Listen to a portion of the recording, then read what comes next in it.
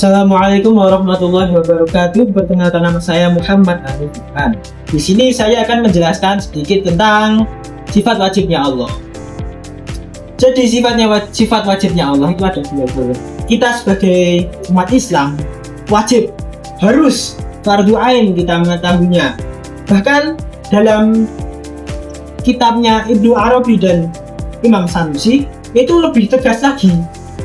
Kita itu bila hanya taklid atau melok-melok, etok-etok melok-melok, atau hanya kita mengikuti saja dari entah dari ayah kita lah atau ibu kita lah, tanpa mengetahui dalil yang pasti tentang sifat tersebut, kita itu dihukumi kafir. Nah, 20 sifat itu apa saja? Ada jud, udam, bakok, mukhalafatul hawadisi, yamu bi nafsihi, wahdaniyah, qudrah, iradah, ilmu, hayat, sama qusur, kalam, qadirun, muridan, aliman, hayan, sami'an, basiron, dan mutakallim. Sini saya akan sedikit memberikan materi dari ke-20 sifat tersebut. Yang pertama adalah wujud.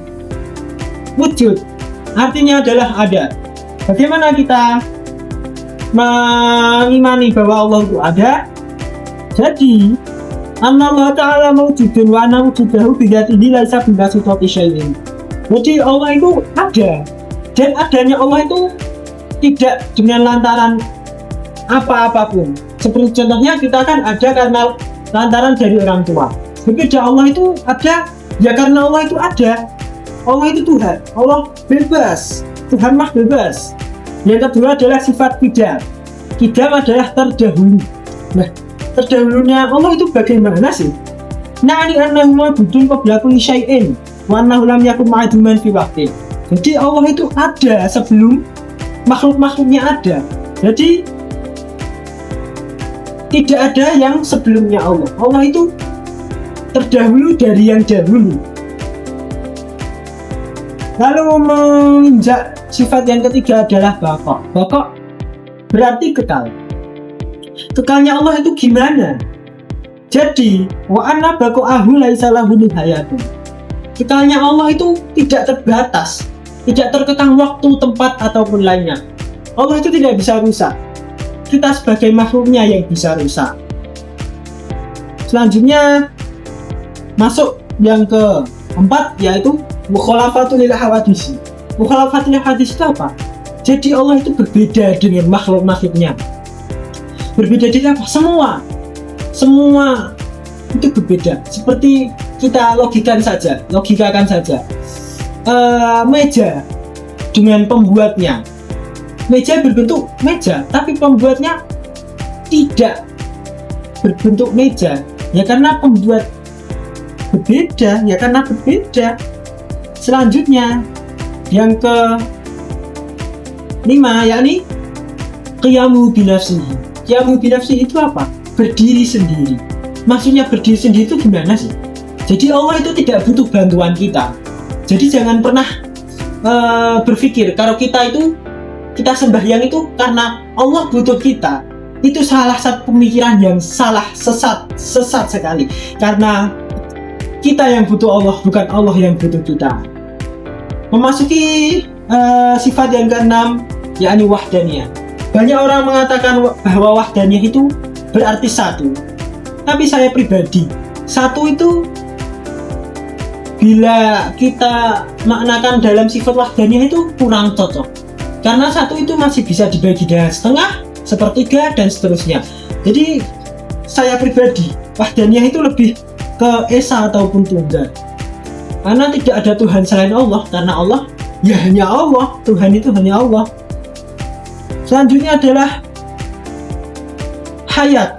Allah itu hidup, dan hidupnya Allah itu berbeda dengan hidup kita. Berbedanya gimana? Dalam kitab Jawahirul Kalamiyah itu dikatakan bahwa hayatana biwasitati kajaroni dam wa nafasi wa hayatullah subhanahu wa ta'ala laisa biwasitati syai'in. Jadi hidup kita itu butuh darah yang mengalir maupun bernafas dan lain-lain. Sedangkan hidupnya Allah itu berbeda. Allah tidak butuh semua itu. Lanjut sifat selanjutnya adalah Qudrah, Allah itu berkuasa dengan semuanya, apapun itu Allah itu sanggup melakukannya. Seperti firman Allah, innallaha ala kulli syai'in qadir. Allah itu berkuasa atas semuanya. Lalu sifat iradah, berkehendak. Kehendaknya Allah itu gimana sih?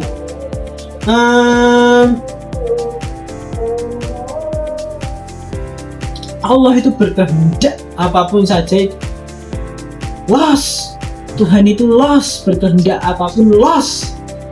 Lanjut, ilmu, sifat ilmu, Allah mengetahui.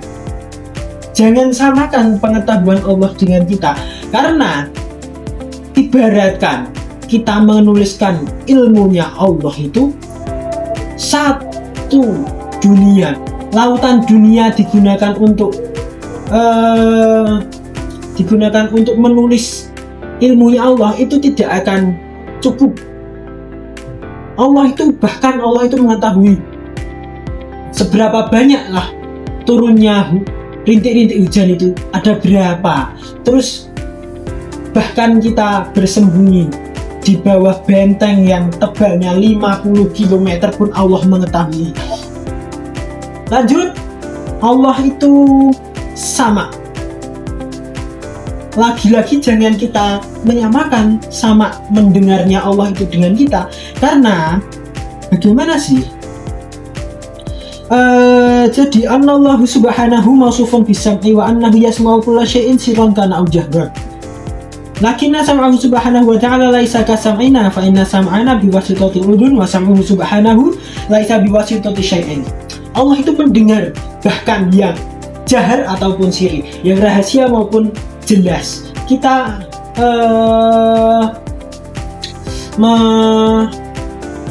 kerentek, kita menyengaja saja di dalam hati, itu Allah sudah tahu.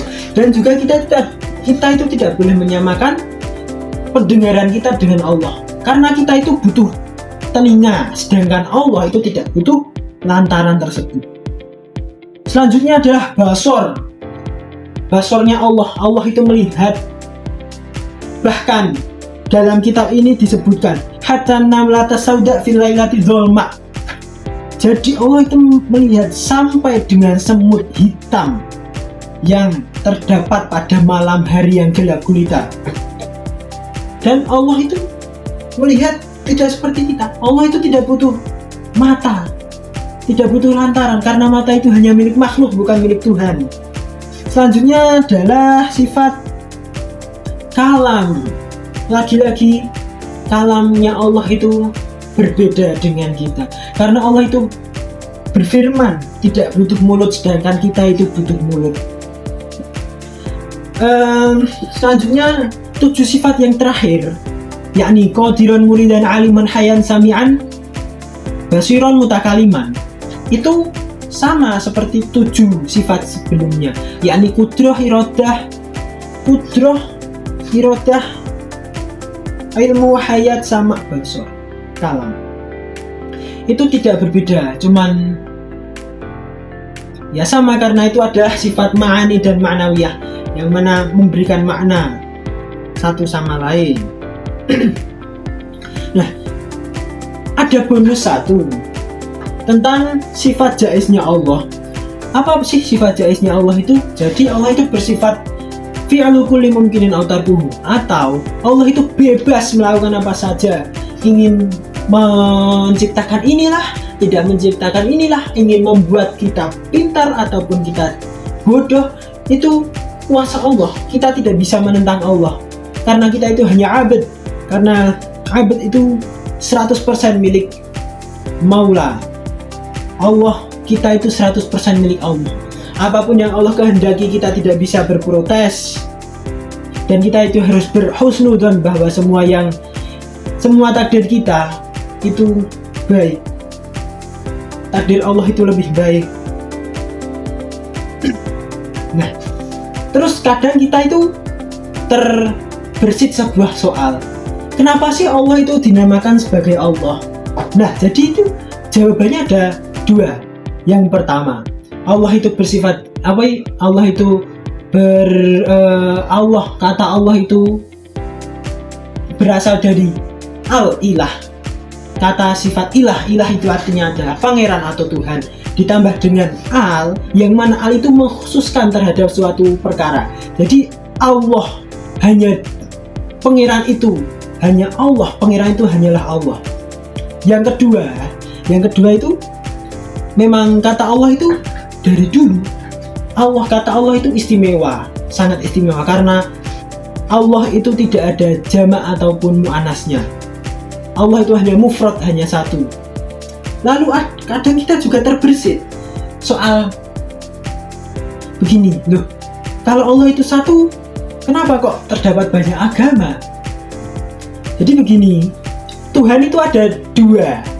Yang satu, Tuhan yang menciptakan manusia, dan yang satu adalah manusia, Tuhan yang diciptakan oleh manusia. Nah, jadi kalau Tuhan yang menciptakan manusia itu hanya satu, tidak ada lainnya, tidak bersekutu. Allah itu satu, Tuhan Allah itu cuma Allah satu. Karena kita itu orang Islam, kita itu harus mempercayai kalau Tuhan itu hanya satu.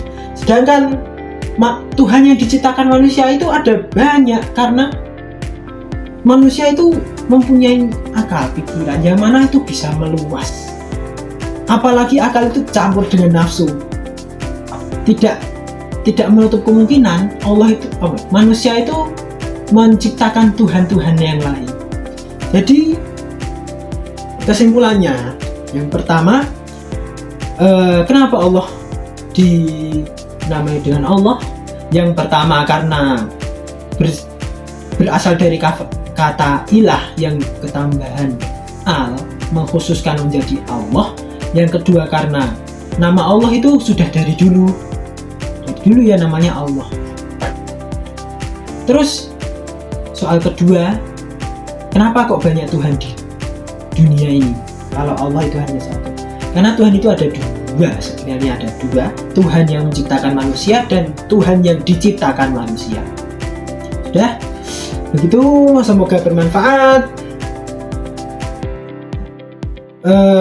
Kurang lebihnya minta maaf. Akhirul qauli wal afu minkum. Wassalamualaikum warahmatullahi wabarakatuh.